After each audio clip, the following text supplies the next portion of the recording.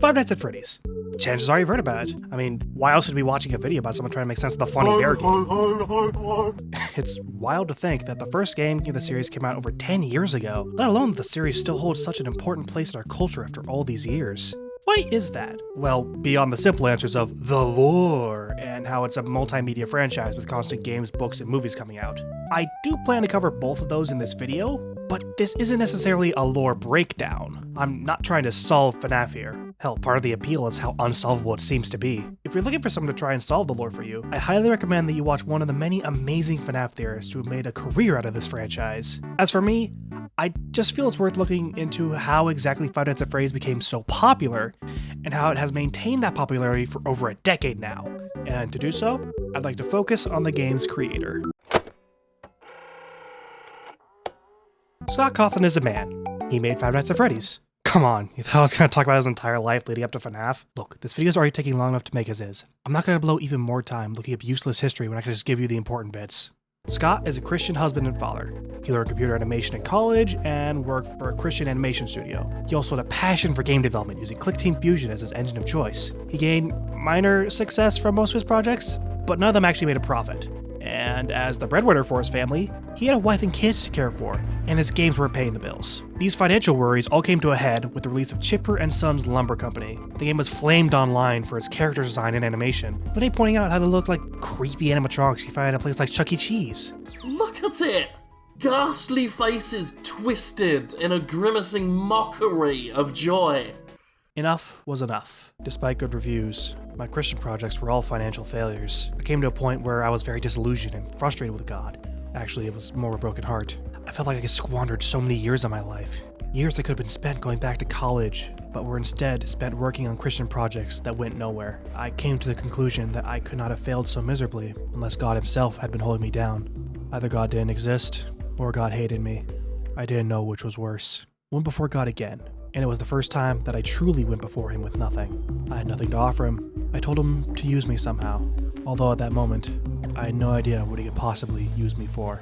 Okay, pause. You may be wondering how Scott's relationship with God in any way relates to the robot murder game starring Freddy Fazbear and the man behind the slaughter. I always come. For this story, it's important to first establish the desperation Cawthon was feeling, to then contrast it with the blowout success he would face in the near future. Plus, as someone who was raised Christian myself, the idea that Five Nights at Freddy's could potentially have been an act of God or divine intervention is hilarious to me. Tangent aside, at this point, Scott was left with a decision. Either give up on game development and find work that could support him and his family, or take one last chance at game development, one final game to determine what his future holds, to take the criticisms of his previous game and use it as the template for a brand new horror game.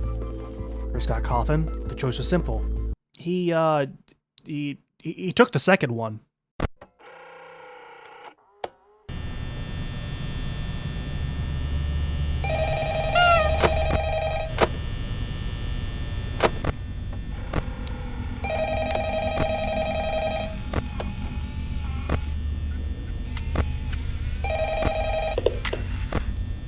Hello? I just wanted to record a message to you to introduce you to Five Nights at Freddy's, and to continue Scott Cawthon's story from here on. Sorry. Scott's approach to this game was very different from his previous ones. He wanted to make something that was smaller and easier to understand, providing a simple gameplay loop that could engage players, but could also be easily designed for him. That way, if this game flopped like all the others, Scott didn't waste years of his life making it. With that mindset, the game took about 6 months to make, releasing to the world on August 8th, 2014. However, as Scott braced for yet another failure, he could not have expected the wave this little game was about to make. Hello everybody, my name is Markiplier and welcome to Five Nights at Freddy's. YouTube was already starting to become popular by now, and Let's Players playing through horror games was nothing new by the release of Five Nights at Freddy's. So, it makes sense for popular YouTubers such as Markiplier, Corix Kenshin, and Jacksepticeye to play through it. However, FNAF blew up on YouTube, and I say blew up in all caps in my script, so you know I want to emphasize that. Markiplier video that I showed single-handedly shows how big FNAF got in such a short amount of time, gaining 7 million views in just the first month. This game was truly lightning in a bottle, as Scott himself admitted, captured horror in a way that was completely unique at that time. The animatronic designs managed to perfectly land in the uncanny valley, leaning into that creepy animatronic design that he had previously been criticized for. The animatronic characters here do get a bit quirky at night. The concept of staying in one spot, defending yourself from oncoming threats, made you feel truly powerless in this situation. And the use of audio really helped to accentuate that horror, which is beautifully explained in this video by Scruffy that I'll link in the description. However, there was one major element of this game that I've yet to bring up, and one that most would agree is the thing that has the largest appeal for the fans. The story, or as most would call it, the lore.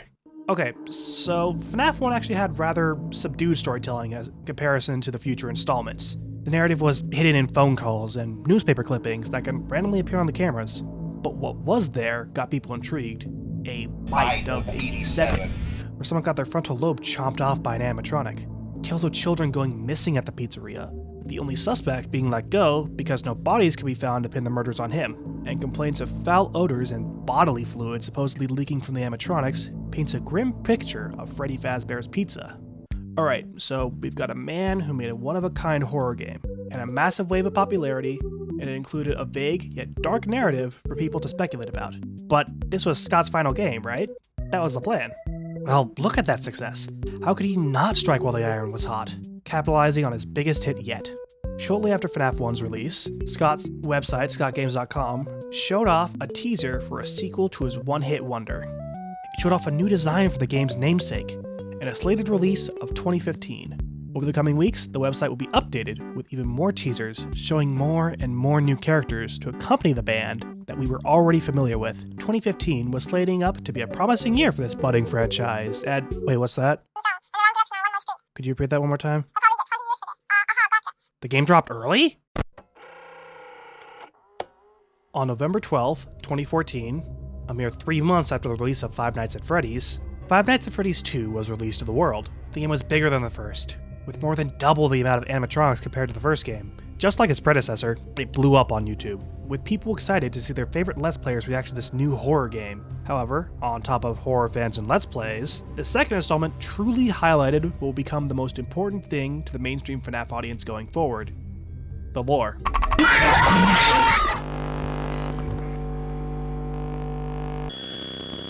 Sometimes when you die, you can experience an Atari-style minigame that meant to flesh out the story more. From the new puppet antagonist giving life to the dead children using the Freddy's band, to this purple guy who seems to exist wherever death occurs in Freddy Fazbear's. These death minigames were accompanied by more messages from the phone guy who is somehow not dead after the first game. Hey, do me a favor. Maybe sometime you could check inside those suits in the back room. I always wondered what was in all those empty heads back there. You know. Oh no.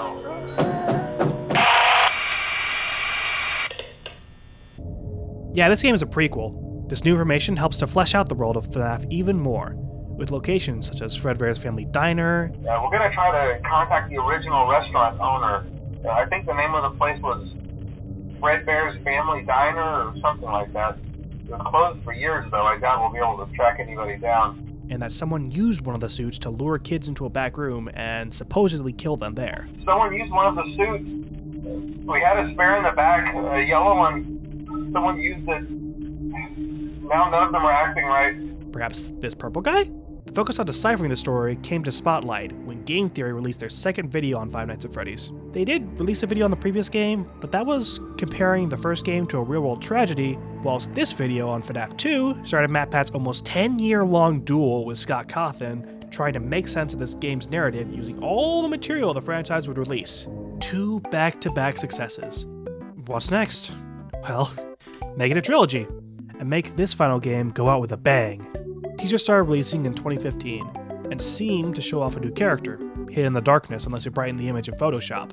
There was plenty of speculation on who this character could be, a Golden Freddy or Golden Bonnie? That all changed when this came out.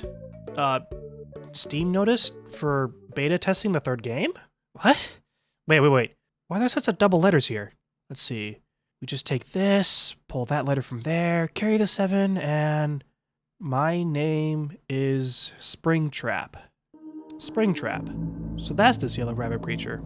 Got it. I feel like this post gets overlooked in the overall significance of lore analysis in the games, because this is the first example I can see of the need to pick apart little decisions in supplementary material to find important lore reveals for the games. Jumping forward to March 2015, only 4 months after FNAF 2, Five Nights at Freddy's 3 was released. Taking place long after both the previous games, Freddy Fazbear's Pizza has become a folktale by now, with people making horror attractions based on the ghost stories of death and missing children. The story seems to build up this Springtrap character as the main villain of the franchise. Makes sense, as he is the only animatronic that can kill you in this game. Yeah, Scott wanted to make this game a little more personal after the chaotic amount of characters in FNAF 2. The phone calls you get eventually make way for training tapes from Freddy Fazbear's Pizza, talking about springlock suits that double as animatronic characters, and the danger those suits can have on wearers if the animatronic parts snap loose with someone inside. Try not to nudge or press against any of the spring locks inside the suit. Do not touch the spring locks at any time. Do not breathe on the spring locks, as moisture may loosen them and cause them to break loose. In the case that the spring locks come loose while you are wearing a suit, please try to maneuver away from populated areas before bleeding out. Those tapes come to a head with the end of night minigames, following the FNAF 1 cast getting dismantled by the purple guy. Before the spirit children that inhabited those suits corner him, he retreats into a springlock Bonnie suit, only for...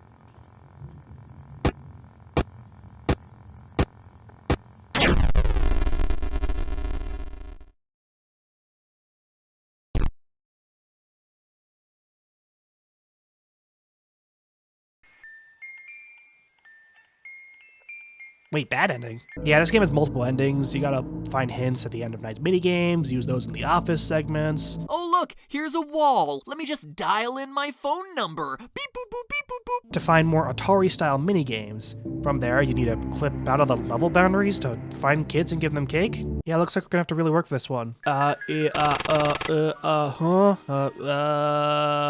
there we go. Final minigame. Time to give these children their happiest day, putting the spirits to rest and getting the good ending. At the end of the game, regardless of ending, the whole building burns down, putting everything to rest. And that was the Five Nights at Freddy's trilogy. 3 horror games with simple gameplay loops and iconic character designs. It was well received on the internet for both its horror and story, and that story was deep and can be speculated about for a long time. But the basics were easy enough to grasp. A story of a purple man who killed a bunch of children at a Freddy Fazbear's Pizza, set the children into robot suits to avoid getting arrested, but eventually got what was coming to him when he himself got trapped in a robot suit, before eventually getting burned alive in this final game. Now, there could still be a lot of speculation on other events such as motivations, who this purple guy really was, and what the Bite of 87 is even about, but the basics are open and shut, leaving this franchise at a high point. But something wasn't right. Sure, the game worked as an end to the series, but there was one thing that didn't sit right with the fans. Springtrap's Jumpscare. This is the series' primary antagonist, but his jumpscare felt so underwhelming. The games went from scares such as, "I've got you now," to "There is no escape from me," to "We've been trying to reach you about your car's extended warranty." Fans didn't like that, and Scott wasn't content to end on such a note. So how about one final game? The final chapter in this series. One that would be the scariest game in the franchise. Okay, so the first night is never usually that bad in any of the games, so I'll play through. Five Nights at Freddy's 4 was truly shaping up to be a terrifying experience, with teasers showing nightmarish versions of the original FNAF cast. It seemed like this game also planned to answer one major question: the Bite of 87. Was it me? Or me? Or me? This game was set to be the final send-off we all wanted, slated to release on Halloween of 2015. And it came out 4 months before that. July 23rd, 2015. Five Nights at Freddy's 4 released, with a greater emphasis on horror. As opposed to a night guard in an office, you're now a child, defending your bedroom from these nightmare robots. No cameras, only you, a flashlight, and the quiet breathing of these monsters. Only to be contrasted by the loudest jump scare out of them all. This game also had a greater focus on storytelling with its post-night minigames, following a crying child getting harassed by his older brother, until the end of the week during his birthday party, where that brother decides to pull one final prank. On 3, 1, 2.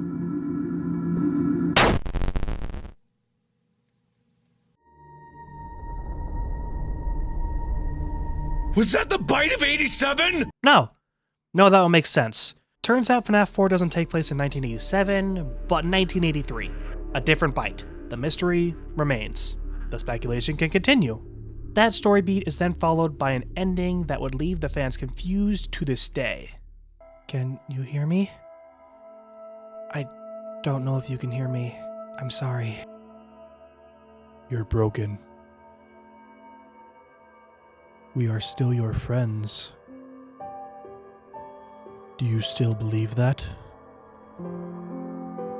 I'm still here. I will put you back together.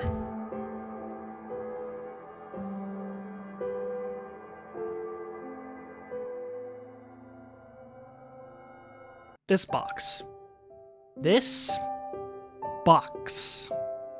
What's inside? Who knows? Matpat has speculated that it has changed over time, and Scott himself has confirmed that in an interview. He said he always wanted the contents of the box to matter to the fans, but what that can mean was never clear to him. Perhaps, as the game says, some things are best left forgotten. And that's Five Nights at Freddy's. A quadrilogy of games filled with scares, iconic moments from YouTubers enjoying the games for their story and gameplay, and a story complex enough to keep people talking about it and making sense of it for years to come. And all within the space of a year, too. One final post on Scott's Games thanked the fans for sticking around through it all, and that was it. Wait a minute, what's that?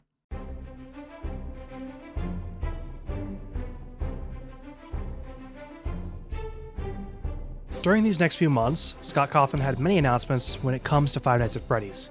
These announcements made Five Nights at Freddy's more than just a game, but a multimedia franchise. This came out in 3 different announcements. The first was that Scott partnered with Warner Brothers to make a Five Nights at Freddy's movie. The second was a partnership with Scholastic to make a FNAF novel, The Silver Eyes, the first in a series. The final announcement was FNAF World. No. Hold on. I don't hate FNAF World. I actually think it's a rather enjoyable RPG. It just felt a little tone deaf at the time. You just released the 4th and final installment in your insanely popular horror franchise, with plans to make books and movies to continue that horror story. And what did you do for the next game? Make a super bright and colorful RPG using chibi versions of your monsters. Again, I don't hate FNAF World. It's a fun game, just some wild tonal whiplash. Okay, going back. After hearing Scott's perspective in interviews, I could see why he made it. After making 4 horror games back to back in the span of a year, he needed a break and wanted to make something more lighthearted. Plus, it was a FNAF game. Cawthon's cash cow, so of course people would buy it. Right? January 21st, 2016, 6 months after FNAF 4, FNAF World releases on Steam. Days later, the game was pulled from Steam and all players had their purchases refunded. The game was rushed and unfinished, and Scott realized how unacceptable that was for the fan base he had created. A month later, he released the completed game for free on GameJolt, where it can still be downloaded today. The poor reception of FNAF World was important to Scott's career as a developer and the future direction of Five Nights at Freddy's. It taught Cawthon a valuable lesson to never take for granted how special it is to have a group of people who are eager to enjoy what you make. The other important release from that set of announcements earlier would be the release of The Silver Eyes. It was the first in a trilogy of novels set within the Five Nights at Freddy's universe. Are the books canon? Yes, but they are not in the same timeline as the games. Let me explain. Fans were curious if the story of the books is the same as the game story, as so far the stories didn't appear to be one-to-one. To answer this question, Scott said that the books are canon, but not in the same continuity as the games. So, the easiest way I can explain this is that the books are important to explain the story of the games, but they're not in the same timeline. Basically, FNAF was a multiverse story before it was cool. As these books were being written, and a final update for FNAF World was being worked on, Scott also began to tease a new game? Guess we're not done yet. The game looks very different though, seeming more sci-fi, which should come as no surprise for those familiar with Scott's previous works. But to bring this seemingly sci-fi, high-tech design into the series that was up till now a paranormal story was an interesting decision. This would not be the only change for this upcoming game though. On October 7th, 2016, Five Nights at Freddy's sister location was released. It was the most different FNAF game yet. It was still a horror game, but you didn't spend the entire game going through the same gameplay loop. There were now different things that you would be doing every night as a maintenance worker for Circus Baby's Party and Rental. There's also a greater focus on story, pulling elements from the books to use in the game story. Specifically, the book introduced William Afton as the big bad of those books, and the man who became Springtrap. So William Afton was the purple guy, and in this game we got... There's no doubting what you've achieved on a technical level. These are clearly state-of-the-art. There are just certain design choices that were made for these robots that we don't fully understand. We were hoping that you could shed some light on those. She can dance. She can sing. She's equipped with a built-in helium tank for inflating balloons right at her fingertips. She can take song requests. She can even dispense ice cream.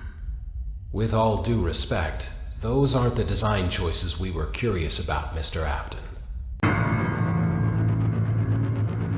Yeah, Afton's in the games now. Also, voice acting! Voice acting was technically introduced in the FNAF Worlds update first, but this was the first mainline FNAF horror game with full voice acting. This game introduced a lot of new characters, answered a few questions we had, and asked a whole lot of new questions. Soul Juice called Remnant was now the reason the robots could be possessed by dead kids. William Afton, sometime before his spring locking, made his robotics brand on top of being a co-order of Freddy Fazbear's Pizza if the books were anything to go off of, and rents his robots out to parties. And the game ends with our player character being hollowed out by some scooper thingy, worn as a skin suit for Robo Spaghetti, before being discarded because we're rotting corpse, and then our corpse stands up and keeps living. Yeah, the next FNAF game is going to have a lot of questions to answer. Oh. Or maybe not. In 2017, Scott Cawthon announced that Five Nights at Freddy's 6 would be cancelled. He stated the reason was because he was neglecting other things in his life for the sake of keeping up with fan expectations. However, FNAF wasn't dead. The movie was still being worked on, and there were plans of a VR game showing this wasn't the end, nor was the end of Scott developing FNAF games. Because on December 4th, 2017, Freddy Fazbear's Pizzeria Simulator released for free on Steam. It seemed to be a very simple minigame where you create your own pizza and served it to children in that Atari style that becomes synonymous with FNAF. Very straightforward, very... wait, what's happening? Hold on, this can't be right. Wait,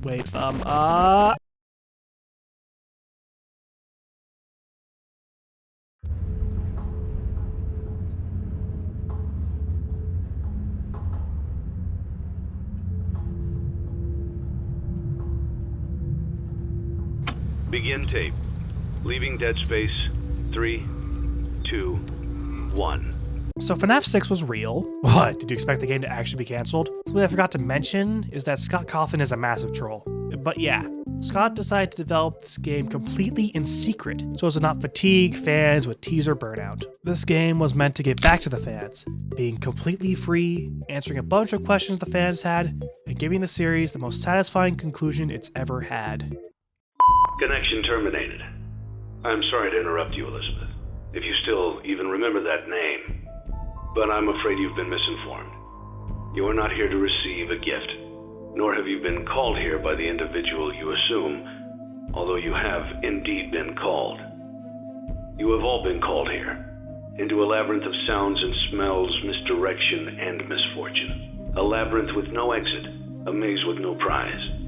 You don't even realize that you are trapped. Your lust for blood has driven you in endless circles, chasing the cries of children in some unseen chamber, always seeming so near, yet somehow out of reach. But you will never find them. None of you will. This is where your story ends. And to you, my brave volunteer, who somehow found this job listing not intended for you. Although there was a way out planned for you, I have a feeling that's not what you want. I have a feeling that you are right where you want to be. I am remaining as well. I am nearby.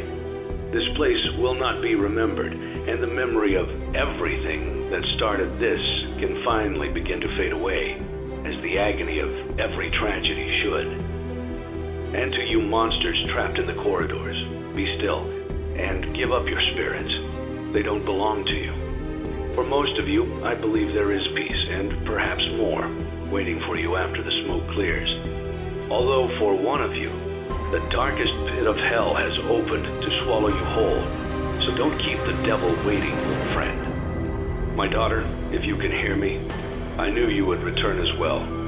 It's in your nature to protect the innocent. I'm sorry that on that day, the day you were shut out and left to die, No one was there to lift you up into their arms, the way you lifted others into yours. And then, what became of you? I should have known you wouldn't be content to disappear. Not my daughter. I couldn't save you then, so let me save you now. It's time to rest, for you, and for those you have carried in your arms. This ends, for all of us, in communication. The story that Scott had wanted to tell had come to a close. In order to celebrate the end of this story, Scott decided to make an add-on for Pizza Sim that eventually became its own game, Ultimate Custom Night. Whilst Pizzeria Simulator was the bookend to the original story, Ultimate Custom Night was the bookend to the original gameplay. After Ultimate Custom Night, Five Nights at Freddy's continued to grow as a brand. There were new games being released by other developers, a new book series, Fazbear Frights, was also being released, and the movie had been passed from Warner Brothers over to Blumhouse Studios. Let's start with Fazbear Frights, a new anthology of short stories set in the Five Nights at Freddy's universe. Imagine Ghostbumps, but with FNAF. Once again, the books are canon, as in they exist in the FNAF universe, but they don't seem to be in the same continuity as the games. They seem to mainly introduce new elements that can help explain parts of the game story that didn't make as much sense. Take the man in room 1280, where a burned corpse is stuck in a permanent comatose, unable to die, which acts as an explanation for Ultimate Custom Night being a purgatory for William Afton, aka the purple guy, aka the man behind the slaughter. And here's the thing, I don't personally believe that all the Fazbear Frights books exist one-to-one in the game timeline. Because if it is, that means we have Matpat Jumpscare and Freddy Fazgoo in the same timeline as... Connection terminated. And I can't quite wrap my head around that reality. To briefly discuss these new games, meet Steel Wool Studios, a VR game company from back during those VR game promises made before Pizzeria Simulator. They're the ones that made Help Wanted, a VR recreation of the first few FNAF games that acted as a soft reboot to the series, introducing a new set of antagonists that were reminiscent of the older games, but still new characters. That new character then got a little more backstory and special delivery, a mobile AR game that is no longer available to play. Those, and years worth of teaser images from Scott's games, all led up to...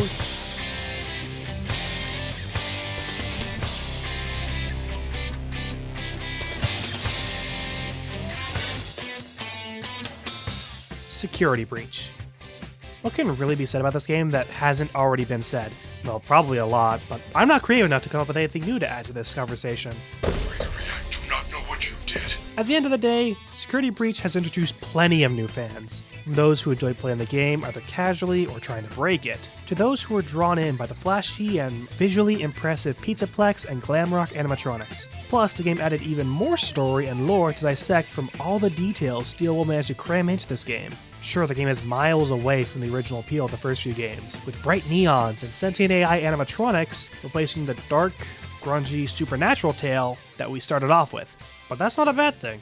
And besides, if you prefer a darker atmosphere, there's always the free DLC.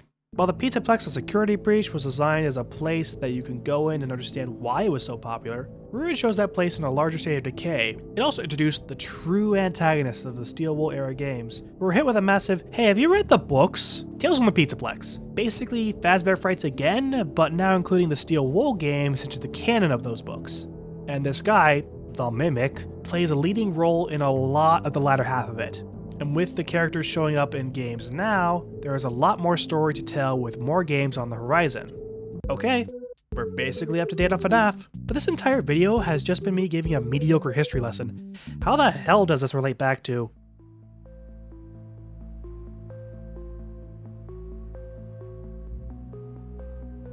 Okay, so here's the part of the video where I actually start to get analytical. So if you skip this part of the video to see what I have to say, hi, welcome in! There are a few major points I believe have contributed to FNAF's overall popularity, and the first connects back to the amount of content this franchise has and the frequency at which it was released. Throughout the video, I was very particular about release dates and the months between releases. This was to show how, in the beginning, FNAF released a lot of stuff. Over the course of a year, we got 4 games, along with teasers for a book series, another game, and a movie. And over this next decade, those promises rolled out, where now we have over a dozen games, over 30 books across multiple series, and a movie that is slated to become a trilogy. Between that and the constant teasers and updates from Scott, The series wasn't going to be some one-hit wonder that had its minute in the spotlight before fading into obscurity. There was always something to come back to, giving the series some serious staying power. Another important contributor to FNAF's long-term popularity is undoubtedly YouTube. From Let's Plays and challenge videos trying to push the gameplay to its limit, to lore and theory channels who gave it their all trying to make sense of the ever-growing story of this franchise. People enjoy watching these. I enjoy watching these. And the view count of most big FNAF tubers show that I'm not alone. And then, there's what most would say is the most appealing part of Five Nights at Freddy's, the narrative and lore. People may talk about how the lore is impossible to solve, how there's so much stuff to account for, that the narrative has gotten overbloated as time went on. I could kinda compare it to Kingdom Hearts, where the story just seems complicated or confusing from the outside looking in, because there's a lot to take in and manage, all of which, most of which is important to the overall story of FNAF. The books reinforce the games, the movie gives an alternative take on the game's story, so on. But there's also the fact that a lot of these reveals can just be hidden from the average viewer. There can be things that show up in the games that we have no idea what it means, and can only figure out by searching through the game's files to find file names for character models and textures to help flesh out the greater narrative. You then also need to be able to solve additional steps, such as deciphering codes hidden throughout the games, paying attention to little details hidden in the games, and determining if there are important lore decisions or simply game design decisions. Alright, we should probably talk about that. Scott Cawthon is a game designer first and foremost, and a storyteller second. Sometimes he'll make decisions based on what he felt would contribute to the atmosphere, or what he personally believes would be a cool or scary design. She is such a bad bitch though! But, as the storyteller, he could also later go back and claim that those design decisions had deep lore significance. This stressing of details led to the community to chant for a while that Scott doesn't do things randomly. This attention to detail has carried over into the Steel Wool games, as I mentioned before.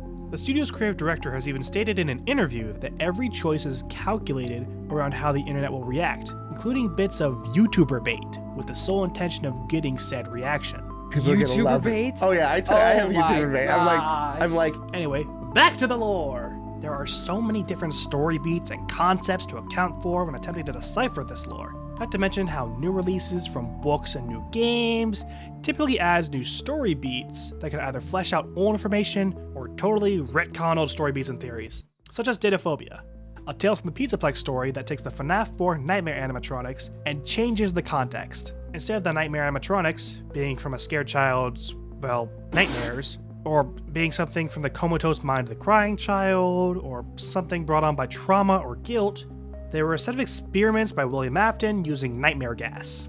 There's always new things to account for. Overall, Five Nights at Freddy's is a massive puzzle with potentially endless solutions. And with how the clues can pull from games, their files, the books, and even source code of websites, it feels like an ARG, and people enjoy a good puzzle. And right when they think they have it solved, something new is released to throw a wrench in their theory.